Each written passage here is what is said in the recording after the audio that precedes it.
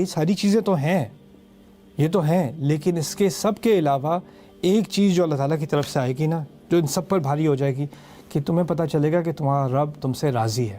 تو یہ جو مٹیریل چیزیں ہیں ان سے کہیں بڑھ کر ہے ہمارے رب کی رضامندی، اور اس سے ایک اللہ تعالیٰ نے ہمیں ایک لبریشن دی ہے کہ میں زندگی گزار دیتا ہوں کسی کو خوش کرنے میں، رضا کرنے میں۔ عربوں کے ہاں کہاوت ہے رضا الناس غایۃ لا تدرک،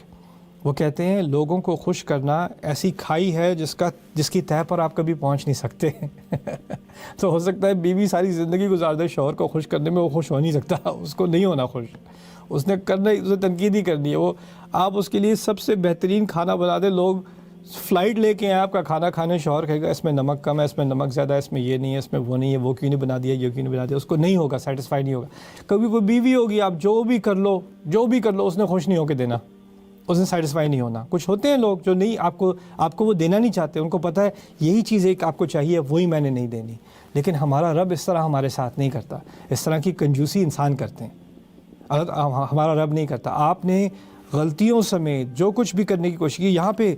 عظیم آیت، اس کی خوبصورتی کیا ہے کہ اللہ تعالیٰ نے کہا ہے کہ تمہارے لیے دنیا میں یہ چیزیں خوبصورت بنا دی گئی ہیں جن کے پیچھے دنیا جہان پڑی ہوئی ہے، بس تم تھوڑا سا تقویٰ کر لو، ان چیزوں کے پیچھے تمہارا بھی دل چاہتا ہے ان چیزوں کا، کوئی بات نہیں، جاؤ ان چیزوں کے پیچھے، لیکن تقوی کے دائرے میں رہو، تو پھر دیکھنا تمہیں کیا ملے گا، یہ بھی مل جائے گا تقوی کے دائرے میں، اور اس کے علاوہ آخر میں جنت بھی دوں گا، ازواج المطہرات بھی دوں گا، اور اس کے اوپر سب سے اوپر میں تم سے رضامند ہوں۔ یعنی اللہ کو راضی کرنا کوئی مشکل کام نہیں ہے، اس نے کوئی اتنا اونچا ہائی سٹینڈرڈ نہیں بنایا کہ وہ نہیں کروں گا تو اللہ راضی نہیں ہوگا۔ اللہ تعالیٰ کو خوش کرنا، راضی کرنا بہت آسان ہے۔ وَرِضْوَانٌ مِّنَ اللَّهِ وَاللَّهُ بَصِيرٌ بِالْعِبَادِ، اور اللہ اپنے بندوں پر نظر رکھے ہوئے ہے، اللہ اپنے بندوں کو خوب دیکھ رہا ہے۔ اور کون سے ہیں وہ بندے؟ یعنی ان بندوں کی بات ہو رہی ہے جن سے اللہ تعالیٰ راضی ہیں۔ وہ کون ہیں؟ الذین یقولون ربنا اننا آمنا، اب اس دعا پر آ گئے۔ یہ کچھ آیات تھیں اس دعا سے پہلے، اور ایک آیت ہوگی اس دعا کے بعد، اس کو دیکھیں گے تو پوری دعا کا کانٹیکسٹ مکمل سمجھ میں آئے گا۔ وہ لوگ جو کہتے ہیں کہ ہمارے رب ہم ایمان لے آئے، یعنی ہم ایمان لے آئے کہ آپ نے جو کہا ہے نا کہ جس دائرے میں رہو اسی میں ہم رہیں گے، ہم ایمان لے آئے کہ جو آپ کے نبی نے نصیحت کی ہے وہ صحیح کی ہے، وہی ہماری خیر ہے، اسی میں ہماری خیر ہے۔ ہم مان گئے کہ اس دنیا میں جو کچھ بھی ہے وہ عارضی ہے، ٹیمپریری ہے، اس کو ہم انجوائے کریں گے، لیکن اس میں ایسے نہیں پڑ جائیں گے کہ آخرت کے بارے میں بھول جائیں گے۔ ہم ایمان لے آئے، لیکن اس ایمان لانے کے باوجود ہم سے بھی غلطیاں ہوتی ہیں، ہم آگے ہو جاتے ہیں، پیچھے ہو جاتے ہیں، کبھی کچھ ایسی چیزیں کرتے ہیں جس میں ہمیں ندامت ہوتی ہے، خود پر عار آتی ہے کہ کیسے یہ حرکت کر دی میں نے، کیسے میں اس طرح گر گیا، کیسے میں اس طرح گر گئی۔ تو فاغفر لنا ذنوبنا، تو اس لیے ہم ایمان لے آئے ہیں، اسی لیے ہماری غلطیوں کو معاف کر دیجئے۔ یعنی ایمان لے آنے سے یہ نہیں ہوتا کہ غلطیاں نہیں ہوں گی، غلطیاں ہوں گی، اور غلطیوں کا اعتراف بھی کرنا پڑے گا، اور غلطیاں اتنی زیادہ ہیں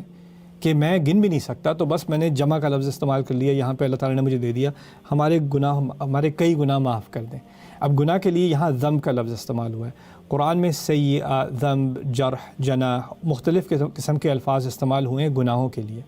اور ہر لفظ کا ایک گناہ کے بارے میں ایک مختلف پہلو جو ہے وہ سامنے آتا ہے۔ ذنب عربی میں نکلتا ہے ذنب سے، ذنب کہتے ہیں جانور کی دم کو، اور دم ہوتی ہے جس سے اس کو شرم گاہ کو، یعنی جو کوئی حرکت کرے انسان جس سے اس کو شرم آتی ہے، یعنی کوئی ایسی چیز کرے جس سے وہ امبیرسڈ ہے کہ میں اس سے بہتر تھا، میں کس طرح اپنے آپ کو میں نے ڈس اپوائنٹ کیا، میرے رب کو ڈس اپوائنٹ کیا، جس چیز سے آپ کو لگے کہ میں اس سے بہتر کر سکتا تھا اور اس پہ آپ کو شرمندگی ہو، اس کو ذنب کہا جاتا ہے۔ تو یہاں ذنوب سے بھی ایک اشارہ مل گیا ہمیں کہ جب ہم دعا کی استغفار کی دعا کر رہے ہیں تو ساتھ ہی ہمارے دل میں ایک شرمندگی بھی ہے ان چیزوں کے بارے میں جو ہم نے کی، اور شاید ایسی شرمندگی بھی کہ مجھے تو احساس بھی نہیں ہوتا کبھی کبھی کہ میں غلطی کر رہا ہوتا ہوں، تو ان سب کو میں نے جمع کر کے کہہ دیا فاغفر لنا ذنوبنا، پھر کہا وقنا عذاب النار، اور اس کے مزید نہ صرف ہمیں کہ معاف کر دیجئے، ہمیں آگ کے عذاب سے بچا لیجئے۔ اچھا، تو یہ اللہ تعالیٰ کو بہت پسند ہے، یہ لوگ، ان سے یہ اللہ تعالیٰ خوش ہے، یہ اللہ تعالیٰ سے مانگ رہے ہیں کہ مجھے آگ کے عذاب سے بچا لیجئے، یعنی وہ تقوی کے دائرے میں رہتے ہیں لیکن اپنے آپ کو جنت کا گارنٹیڈ نہیں سمجھتے، وہ پھر بھی اللہ تعالیٰ سے امید سے دعا یہ مانگتے ہیں کہ ہمیں بچا لیجئے۔ پھر اللہ تعالیٰ نے کہا کہ یہ لوگ دعا کرتے ہیں نا، ان لوگوں کا ان کی شخصیت پر اثر پڑتا ہے، اور یہ اصل بات تھی آج کرنے کی آپ سے۔